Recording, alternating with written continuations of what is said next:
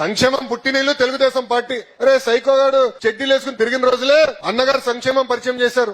ఇటీవల నేను ఒక వీడియో కాన్ఫరెన్స్ చూశాను. ఒక ఆయన చెప్తున్నాడు, ఒళ్ళు జుగురు వచ్చింది నాకు, నిజంగా బాధేసింది. సైకోగాడు అని చెప్పి మా లీడర్ను ఒకటి ప్రశ్నించాడు. ఆ లోపర్ గారిని అడుగుతున్నా, నేను సైకోగాడు అని చెప్పినటువంటి లోపర్ గారిని నేను అడుగుతున్నా, మా లీడర్ అడుగు పెడితే జనం ఏ రకంగా వస్తుందో ఒకసారి చూడు. ఈ రోజు పల్నాడులో, నిన్న ఒంగోలు జిల్లాలో, మన అనంతపురం జిల్లాలో, ఆ ముందు రోజు కర్నూలు జిల్లాలో, ఎక్కడికి పోతే ఎక్కడ ఆయన అడుగు పెడితే జనం ప్రపంచంగా వస్తున్నారంటే కారణం ఏంటి? అటువంటి వ్యక్తిని పెట్టుకొని నువ్వు సైకోగాడని పిలుస్తావా? ఏం ధైర్యంతో నువ్వు మాట్లాడుతున్నావు నాకు అర్థం కావడంలా. అధికారం వచ్చిందని చెప్పి మదం ఎక్కి నువ్వు మాట్లాడుతున్నావా?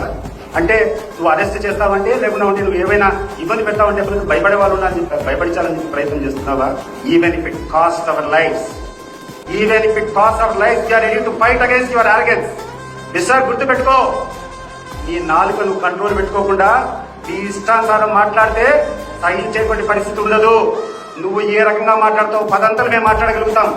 నీ దగ్గర 10 మంది ఉంటే మా దగ్గర 100 మంది ఉంటారు. గుర్తుపెట్టుకో, మర్యాదగా మాట్లాడేది నేర్చుకో, సభ్యతగా మాట్లాడేది నేర్చుకో. ఈ రాష్ట్రానికి 5 సంవత్సరాలు ముఖ్యమంత్రిగా ఉన్నటువంటి వ్యక్తి ఈ రోజు ప్రజల హృదయాల్లో గూడుకునేటువంటి వ్యక్తిని కూర్చొని నువ్వు ఆ రకంగా సంబోధిస్తావే, నిన్ను ఎట్లాంటి తెచ్చిన మాకు చేత కాదనుకుంటున్నావా?